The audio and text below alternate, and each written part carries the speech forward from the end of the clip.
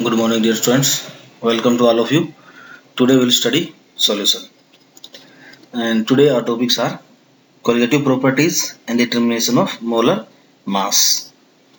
कि हम colligative properties का यूज करके molar mass determine करेंगे solute का. तो फर्स्ट है हमारी colligative properties. तो colligative properties क्या होती हैं? वो properties which depend upon the number of particles of solute irrespective of their nature to the total number of particles present in the solution. Mainly ये कोलिगेटिव प्रॉपर्टी है, ये हमारी depend करती है number of particles of solute के ऊपर कि solute के कितने हमारे पार्टिकल वहां पर प्रेजेंट है in the total particle of present in the solution. तो इन प्रॉपर्टीज को हम बोलते हैं कोलिगेटिव प्रॉपर्टी. ये मेनली हम स्टडी करते हैं हमारे नॉन वोलेटाइल सोल्यूट के लिए. तो मेनली चार हमारी कोलिगेटिव प्रॉपर्टी हैं जो हमें स्टडी करनी है. That is relative lowering of vapour pressure of solvent, osmotic pressure of solution, elevation of boiling point of the solvent and depression of freezing point of the solvent. तो ये हमारी colligative properties हैं. Already हमने roles law में study किया था, roles law for non volatile solute. कि solute हमारा नॉन वोलेटाइल होता है तो वो क्या करता है, प्रेशर ऑफ द सॉल्यूशन क्या है, डिक्रीज हो जाता है. वेपर प्रेशर हमारा डिक्रीज हो रहा था. तो उसी से लिंक्ड हमारी ये चार प्रॉपर्टीज हैं जिनको हमें स्टडी करना है. तो फर्स्ट प्रॉपर्टी हमारी relative lowering of vapour pressure. कि वेपर प्रेशर है जो सॉल्यूशन का वो डिक्रीज होता है जब भी हम नॉन वोलेटाइल सोल्यूट ऐड करते हैं. तो यहाँ हम स्टडी करेंगे कि कितना अमाउंट में सोल्यूट डालने से वेपर प्रेशर में हमारा कितना चेंज आएगा. जब भी हम नॉन वोलेटाइल सोल्यूट ऐड करेंगे तो किस अमाउंट में हमारा वेपर प्रेशर डाले नॉन वोलेटाइल सोल्यूट कि वो वेपर प्रेशर में कितना चेंज करेगा. That is called relative lowering of vapour pressure. तो रोल्स लॉ में हमने स्टडी किया था कि वेपर प्रेशर हमारा जो है लोअरिंग ऑफ वेपर प्रेशर है जो मेनली डिपेंड करती है कंसंट्रेशन ऑफ सोल्यूट पार्टिकल के ऊपर और उसकी आइडेंटिटी के ऊपर डिपेंड नहीं करती है. तो अगर हमने नॉन वोलेटाइल सोल्यूट सॉल्वेंट के अंदर डाल दिया तो यहाँ से रोल्स लॉ से हम रूल्स फाइंड आउट करते हैं कि vapour pressure of solvent in the solution वो क्या होगा. That is mole fraction of solvent into vapour pressure of solvent in pure state. यानी सिंपली हम लिख सकते हैं P1 is equal to P1 not into X1. P1 है vapour pressure of solvent in the solution, P1 not है vapour pressure of solvent in pure state, X1 है मोल fraction of solvent. अब जब भी हम नॉन वोलेटाइल सोल्यूट ऐड करते हैं तो सोल्यूट जो है हमारा नॉन वोलेटाइल सोल्यूट है तो इसका ये वेपर प्रेशर में कोई भी कंट्रीब्यूशन नहीं करेगा क्योंकि नॉन वोलेटाइल होने से ये वेपर में कन्वर्ट नहीं होगा. तो यहाँ सॉल्यूशन का जो भी वेपर प्रेशर होगा that is only due to vapour pressure of solvent. यानी सॉल्वेंट जितना वेपर प्रेशर हमारा लगा रहा था या सॉल्वेंट की वजह से जो वेपर प्रेशर लग रहा था वही क्या होगा, हमारा सॉल्यूशन का वेपर प्रेशर होगा. क्योंकि सोल्यूट यहाँ हमारा नॉन वोलेटाइल है and that is not contributing to the vapour pressure of solution. यानी सिंपली हम लिख सकते हैं कि vapour pressure of solution is equal to vapour pressure of solvent in the solution. कि सॉल्वेंट का सॉल्यूशन में जो वेपर प्रेशर है वही क्या होगा, हमारा सॉल्यूशन का वेपर प्रेशर होगा. क्योंकि सोल्यूट कैसा है, हमारा नॉन वोलेटाइल है. तो इसको हम लिख सकते हैं PS is equal to P1 naught into X1. PS है वेपर प्रेशर ऑफ सॉल्यूशन जो कि इक्वल होगा हमारा P1 के vapour pressure of solvent in the solution और P1 है हमारा P1 नॉट इंटू X1. तो इसको हमने थोड़ा सिंप्लीफाई किया तो ये हो गया PS upon P1 naught equal to X1. X1 है मोल फ्रैक्शन ऑफ सॉल्वेंट. अब हमें सोल्यूट के साथ रिलेशन निकालना है तो ऑलरेडी हमें पता है कि X1 प्लस X2 क्या होता है, हमारा इक्वल टू 1 होता है. यानी mole fraction of solute plus solvent is equal to 1. तो मोल फ्रैक्शन ऑफ सोल्यूट यानी क्या आ जाएगा, हमारा X2 होगा. तो वो क्या होगा, X1 से अगर हम फाइंड आउट करेंगे तो 1 माइनस X2 और अगर X1 हम फाइंड आउट करेंगे तो वो क्या होगा 1 माइनस X2. तो X1 को इजीली हम लिख सकते हैं यहाँ वो कि क्या हो जाएगा हमारा 1 माइनस X2 क्योंकि X1 है मोल फ्रैक्शन ऑफ हमारा सॉल्वेंट. तो उसको सोल्यूट की फॉर्म में लिखेंगे तो वो होगा 1 माइनस X2 और फिर उसको हमने सिंप्लीफाई कर लिया तो 1 को हम इधर लेके आए तो 1 minus PS upon P naught is equal to X2. तो ये हो गया हमारा P1 naught minus PS upon P1 naught is equal to X2. X2 है मोल फ्रैक्शन ऑफ सोल्यूट. तो X2 क्या होगा, number of moles of solute upon total number of moles. तो N2 है number of moles of solute, N1 है number of moles of solvent. तो इस तरीके से हमने क्या किया है, number of moles of solute और लोअरिंग इन वेपर प्रेशर में हमारे पास क्या है, रिलेशन आ गया। अब यहाँ अगर हमारा जो सॉल्यूशन है वो डाइल्यूट होगा, अगर डाइल्यूट सॉल्यूशन होगा तो जो number of moles of solute होंगे यानी N2 है वो N1 के कंपेयर में क्या होगा, बहुत कम होगा, और उसको नेग्लेक्ट हम कर सकते हैं। तो नेग्लेक्ट कर देंगे डिनोमिनेटर में, तो ये हो जाएगा P1 naught minus PS upon P1 naught is equal to N2 by N1, जिसको कि हम लिखेंगे तो ये हो जाएगा W2 by M2 into M1 by W1। तो ये हमारा रिलेशन आ गया relative lowering of vapour pressure और अमाउंट ऑफ सोल्यूट के बीच में। तो इसको हमने लिखा है यहाँ पर, और फिर हमने डायरेक्ट इसके बीच में क्या हमारा रिलेशन फाइंड आउट कर लिया लोअरिंग ऑफ वेपर प्रेशर और अमाउंट ऑफ सोल्यूट के अंदर। तो यहाँ इसमें जो P1 नोट है वो है हमारा vapour pressure of pure solvent, PS है that is vapour pressure of solution, और W2 है that is amount of solute यानी मास ऑफ सोल्यूट, M2 है वो होता है molar mass of solute, M1 है मोलर मास ऑफ सॉल्वेंट, और W1 है that is mass of solvent. तो ये हमारे रिलेशन आ गए हमारे पास। और P1 नोट माइनस PS ये होता है हमारा डिक्रीज इन वेपर प्रेशर, जिसको हम बोलते हैं लोअरिंग इन वेपर प्रेशर, और P1 naught minus PS upon P1 naught ये टोटल होता है हमारा रिलेटिव लोअरिंग, यानी सॉल्वेंट का प्रेशर कितना कम हुआ है as compare to vapour pressure of solvent, यानी इसको बोलते हैं relative lowering in vapour pressure, that is P1 naught minus PS upon P1 naught. तो इसको हम न्यूमेरिकल से स्टडी करते हैं। तो यहाँ हम क्या है जो रिलेशनशिप आया उससे हमें निकालना है मोलर मास ऑफ सोल्यूट। तो इजीली हम मोलर मास फाइंड आउट कर सकते हैं बाय यूजिंग दिस फॉर्मूला। तो पहला ही न्यूमेरिकल हमारा, the vapour pressure of pure benzene at certain temperature is 0.850 bar, a non-volatile non-electrolyte solid weighing 0.5 gram when added to 39 gram of benzene, molar mass is 78 gram per mole, vapor pressure of solution then is 0.845 bar, what is the molar mass of solid substance, यानी हमें क्या निकालना है, solute का molar mass निकालना है। तो given है इसमें vapour pressure of pure benzene हो गया हमारा P1 नोट, गिवन है 0.850 बार, और non volatile solute having weighing 0.85 gram added 0.5 gram added to 39.0 gram of benzene, यानी mass of non volatile substance यानी W2 आ गया हमारा 0.5 ग्राम, और W1 आ गया मास ऑफ सोल्वेंट दैट इज 39.0 ग्राम। अब molar mass of benzene given है दैट इज 78 ग्राम पर मोल, तो M1 आ गया हमारा 78 ग्राम पर मोल, फॉर्मूला से फाइंड आउट भी कर सकते हैं बेंजीन का फॉर्मूला C6H6 से, और vapour pressure of solution given है दैट इज 0.845 बार। अब हमें फाइंड आउट करना है मोलर मास ऑफ सोल्यूट। तो ये कैसे हम फाइंड आउट करेंगे, हम relative lowering of vapour pressure का हमारा फॉर्मूला यूज करेंगे that is P1 naught minus PS upon P1 naught. तो यहाँ हमारा क्या है 0.5 ग्राम है, तो ये हमारा डाइल्यूट सॉल्यूशन है, तो डायरेक्टली हम जो फॉर्मूला था हमारा W2 by M2 into M1 by W1 उसका यूज करेंगे, और जो वैल्यूज हो रखेंगे P1 नोट की वैल्यू है 0.850, vapour pressure of solution PS की वैल्यू है 0.845 बार, W2 है हमारा that is 0.5, M2 find out करना है, सो M1 molar mass of solvent that is 78, और W1 है that is mass of solvent that is 39.0 ग्राम, और इसको हम सोल्व करेंगे। तो यहाँ से सिंप्लीफाई करके M2 की वैल्यू हमारे पास आ जाएगी 170। तो M2 क्या था, मोलर मास ऑफ सोल्यूट, तो मोलर मास ऑफ सोल्यूट आ गया हमारा 170 ग्राम पर मोल।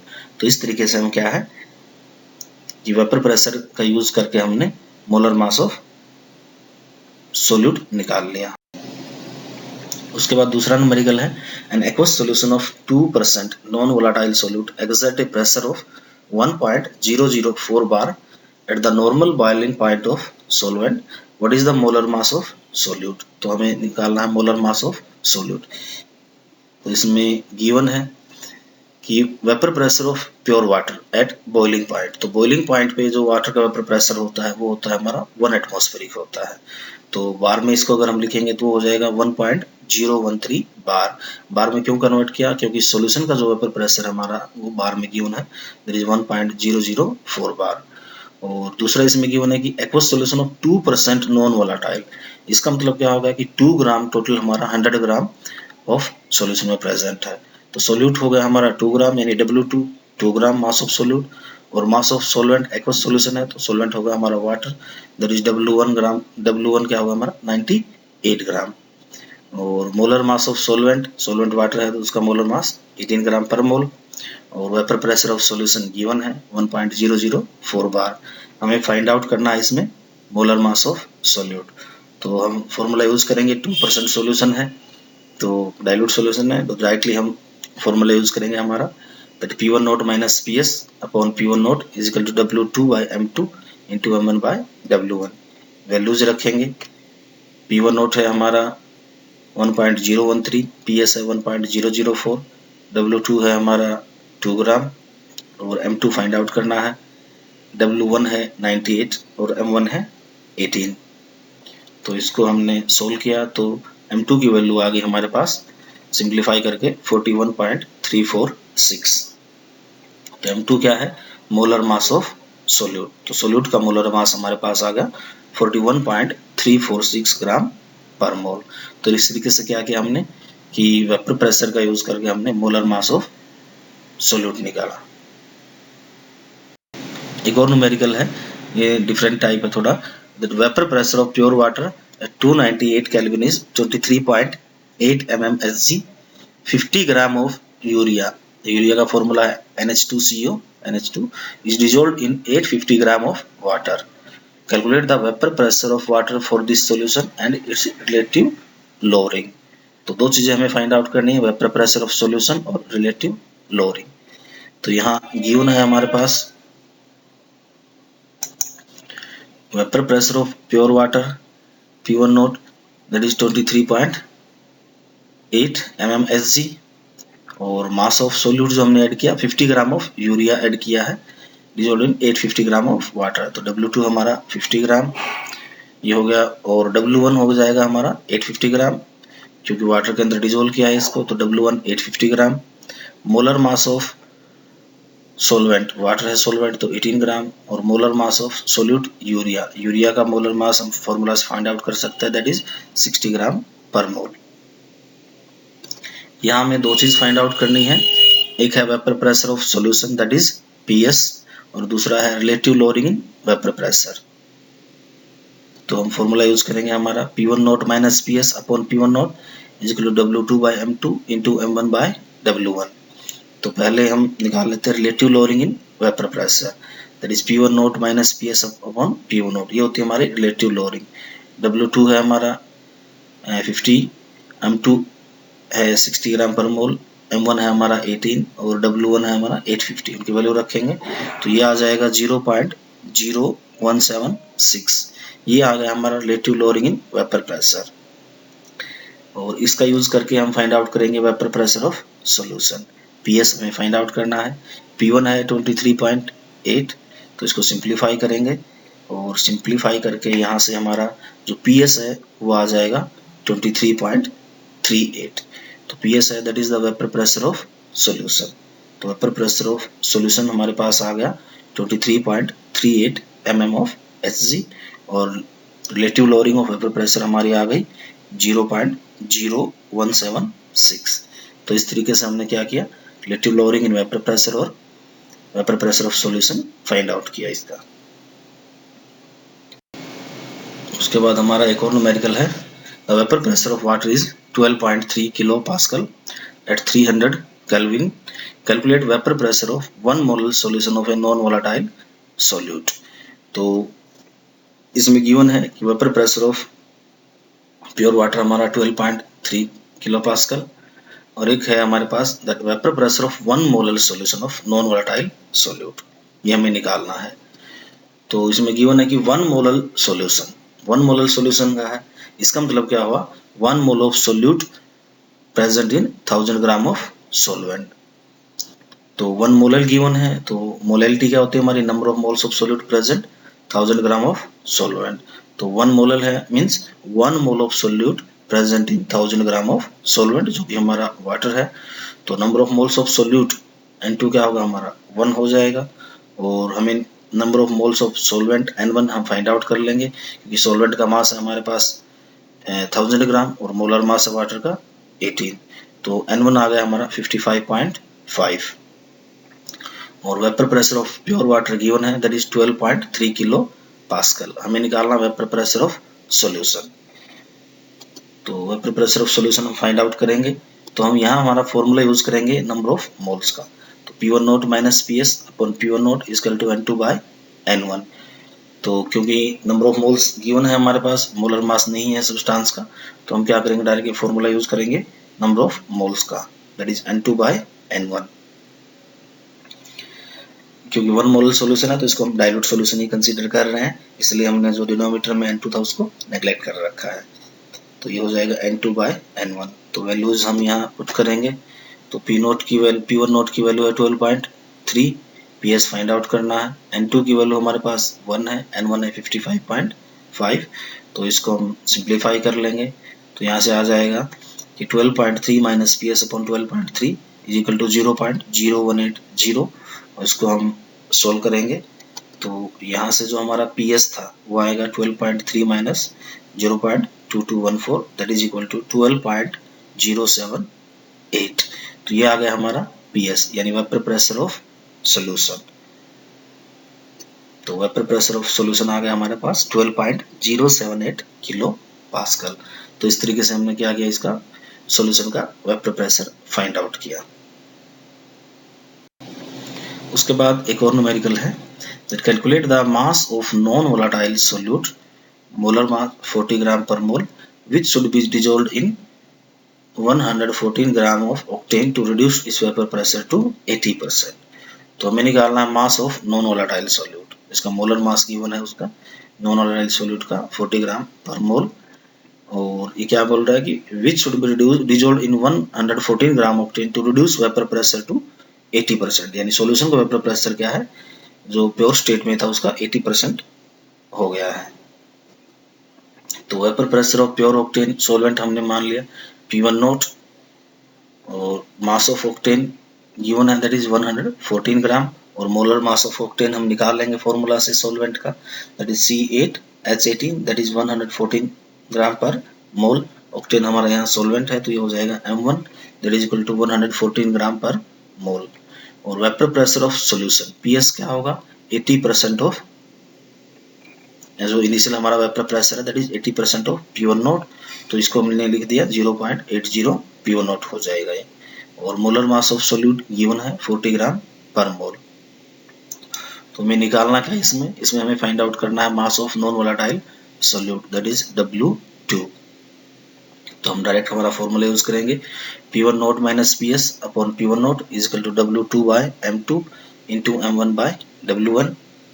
तो P1 नोट की वैल्यू है P1 नोट, और PS है हमारा 0.80 P1 note, W2 find out करना है, M2 है हमारे पास 40, M1 है 114 और W1 है 114। तो इसको हम सिंप्लीफाई करेंगे, तो यहाँ से W2 है वो हमारा आ जाएगा 8.0, यानी mass of non volatile substance W2 हमारे पास आ गया 8.0 ग्राम। तो इस तरीके से हम नॉन वोलेटाइल सब्सटेंस का मास भी निकाल सकते हैं। अब इसी न्यूमेरिकल को एक दूसरे तरीके से भी हम कर सकते हैं, वही डाटा सेम डाटा हमने यूज किया, तो W2 हम फाइंड आउट करेंगे। तो यहाँ हम फॉर्मूला यूज कर रहे हैं मोल फ्रैक्शन का, that P1 naught minus PS upon P1 naught is equal to X2 that is equal to N2 by N1 plus N2। क्योंकि यहाँ अमाउंट ऑफ सोल्यूट गिवन नहीं है, तो इसको हम डाइल्यूट सॉल्यूशन कंसीडर नहीं कर सकते। अगर हम इसको डाइल्यूट सॉल्यूशन नहीं लेंगे तो ये क्या हो जाएगा, X2 क्या होगा हमारा N2 by N1 plus N2, और यहाँ हम number of moles of solute N2 को नेग्लेक्ट नहीं करेंगे, तो मास ऑफ नॉन वोलेटाइल सब्सटेंस के ऊपर क्या फर्क पड़ेगा, क्योंकि डाइल्यूट सॉल्यूशन गिवन नहीं है तो हम इसको नेग्लेक्ट नहीं कर रहे हैं। अगर नेग्लेक्ट नहीं करेंगे तो क्या इफेक्ट पड़ेगा। तो एक दूसरा तरीका है उसी न्यूमेरिकल को सोल्व करने का। तो पहले में हमने क्या किया था, N2 को नेगलेक्ट कर दिया था, तो P1 naught minus PS upon P1 note हो गया था हमारा N2 बाय N1। अगर हम नंबर ऑफ मोल्स को neglect, number of moles of solute को नेगलेक्ट नहीं कर रहे, यानी इसको हम डाइल्यूट सॉल्यूशन कंसीडर नहीं कर रहे हैं, तो क्या इफेक्ट पड़ेगा। तो यहाँ PS की लिख दिया हम, PS है हमारा 0.80 P1 नोट, N2 होगा mole, number of moles of solute, जो कि होगा हमारा W2 बाय M2। M2 है 40 ग्राम पर मोल, और N1 है number of moles of solvent, that is 114 upon 114। तो इसको हम सिंप्लीफाई करेंगे, तो सिंप्लीफाई करेंगे तो यहाँ P1 naught minus 0.80 P1 note है, तो ये होगा 0.20 P1 नोट से P1 नोट कैंसिल, तो ये आ जाएगा 0.20 is equal to W2 by 40 upon 1 plus W2 by 40। उसको आपने फर्दर सिंप्लीफाई किया, और तो ये आ गया 0.80 W2 is equal to upon 40 is equal to 0.20, और यहाँ से W2 आ गया हमारा 0.20 इंटू 40 अपॉन 0.80, जो कि वैल्यू आ गई हमारे पास 10। तो यहाँ से जो मास ऑफ नॉन वोलेटाइल सब्सटेंस है वो आ गया हमारा 10 ग्राम, W2 इज इक्वल टू 10 ग्राम। तो पीछे वाले तरीके से भी कर सकते हैं, वहां हमने क्या किया था, उसको नेग्लेक्ट कर दिया था कि number of moles of solute को, क्योंकि डाइल्यूट, तो अगर हम नेग्लेक्ट नहीं करते हैं तो यह आता हमारा 10 ग्राम। तो डाइल्यूट सॉल्यूशन गिवन नहीं है, तो हमने इसको बिना without neglecting the N2 we can also solve this. तो ये था relative lowering of vapour pressure, और कैसे उसका यूज करके हम मोलर मास ऑफ सोल्यूट निकालते हैं, या मास ऑफ सोल्यूट निकाल सकते हैं, या वेपर प्रेशर ऑफ सॉल्यूशन हम फाइंड आउट कर सकते हैं। Thank you very much.